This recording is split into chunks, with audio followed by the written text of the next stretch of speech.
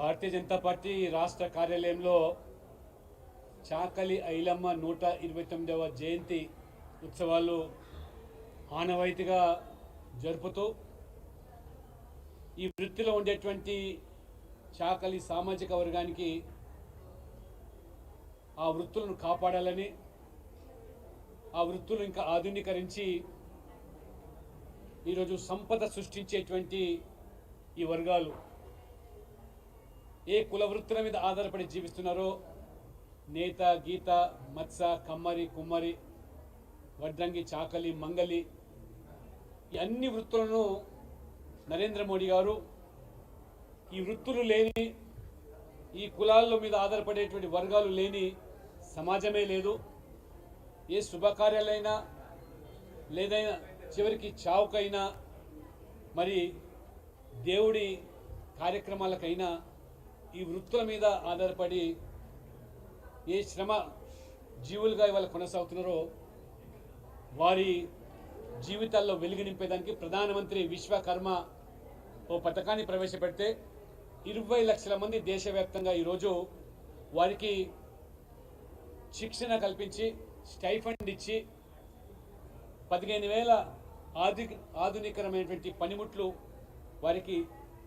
పంపిణీ చేసి మళ్ళీ 1,00,000 రూపాయలు మొదటి విడతగా నామమాత్రం వడ్డీతో లోన్లు ఇచ్చి ఆ వృత్తిలో తయారు చేసేటువంటి పరికరాలను మార్కెటింగ్ వ్యవస్థ కూడా కేంద్ర ప్రభుత్వమే, నరేంద్ర మోడీ ప్రభుత్వమే వివిధ శాఖల ద్వారా ఇవాళ చేపట్టడం. అంటే 20 లక్షల కుటుంబాలను ఇవాళ ఏ పల్లెల్లో మరి ఆ వృత్తిని జీవిస్తున్నారో ఆ పల్లె నుంచి పట్టణాలకు వలస రాకుండా ఆర్థికంగా మరి వాళ్ళు నిలదొక్కడమే కాకుండా ఆ గ్రామీణ ఆర్థిక వ్యవస్థకు మరి దోహదపడేటువంటి ఈ వర్గాలకు మరి నిజంగా నరేంద్ర మోడీ గారికి అభినందనలు, ధన్యవాదాలు. ప్రధానమంత్రి విశ్వకర్మ పథకాన్ని మొదటి విడతగా 20 లక్షల మంది, మళ్ళీ రెండో విడత కూడా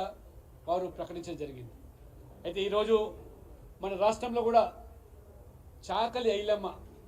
ఆనాడు నిజాంకు వ్యతిరేకంగా ఈ ప్రాంతం స్వతంత్రం కావాలి, నిజాం యొక్క ఉక్కు పాదాల నుంచి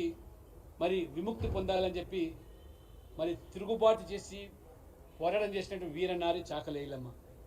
ఆనాడు రజాకాల ద్వారా లేదా నిజాం తొత్తులైనటువంటి ఆ రోజు జమీందారులు, దేశ్ముఖులు, దొరలకు ఎందుకు పన్ను కట్టాలి, ఇది భూమి నాది, పంట నాది, పండించిన ధాన్యం నాది, ఈ దొరలకు జమీందారులకు ఎందుకు పన్నులు కట్టాలని తిరుగుబాటు చేసినటువంటి మొదటి మహిళ చాకలి ఐలమ్మ. ఆ రకంగా తన సైన్యాన్ని ఏర్పాటు చేసుకొని ఆ చైతన్యం పూరించి ఏ రకంగా పారదొలిందో గ్రామాల నుంచి ఈ నిజాం యొక్క తొత్తులను, అది చాకలి ఐలమ్మ యొక్క చరిత్ర. ఆ కనుమరుగైన చరిత్రను భారతీయ జనతా పార్టీ తెలంగాణ విమోచన పేరు మీద మరి వెలుగులోకి తీసుకొచ్చి భావితలకు స్ఫూర్తినిచ్చే విధంగా ఏ బలహీన వర్గాలు అణిచివేయబడ్డారో వారిని తిరుగుబాటు చేసి ఆ పోరాట పటిమ నింపి నిజాంకు వ్యతిరేకంగా మరి ఏ రకంగా పోరు సల్పారో అది ఆ చాకలి ఐలమ్మని స్ఫూర్తిగా తీసుకొని ప్రభుత్వాలు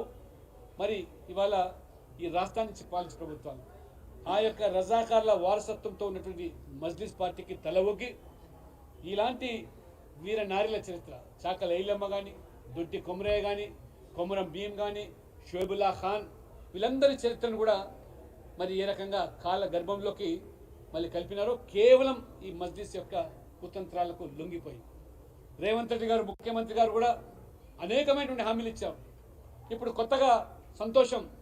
చాకలి ఐలమ్మ పేరు మీద మహిళా కోటి విశ్వవిద్యాలయంలో ఉన్నటువంటి మహిళా విశ్వవిద్యాలయాన్ని చాకలి ఐలమ్మ విశ్వవిద్యాలయంగా మార్చారు. కేవలం పేరు మార్చినంత మాత్రం సరిపోదు. ఏం చాకలి ఐలమ్మ అయితే నిజాంకు వ్యతిరేకంగా పోరాడి విమోచన పొందినామో ఆ విమోచన దినోత్సవాన్ని కూడా నువ్వు మరి జరపకుండా ఎందుకు జంకుతున్నావు, ఇవాళ ఓవైసీకి ఎందుకు తలకొత్తున్నావు, మరి ఈరోజు మరి ప్రజాపాలన పేరు మీద అని ఉత్సవాలు నిర్వహిస్తూ ఉంటున్నాం. నిజాం మీద పోరాటి సాధించినటువంటి ఆ విముక్తి పోరాటానికి నిర్వచనమే విమోచన. కాబట్టి అంతేకాకుండా గత ప్రభుత్వం ఈ యొక్క వర్గాలన్నీ కూడా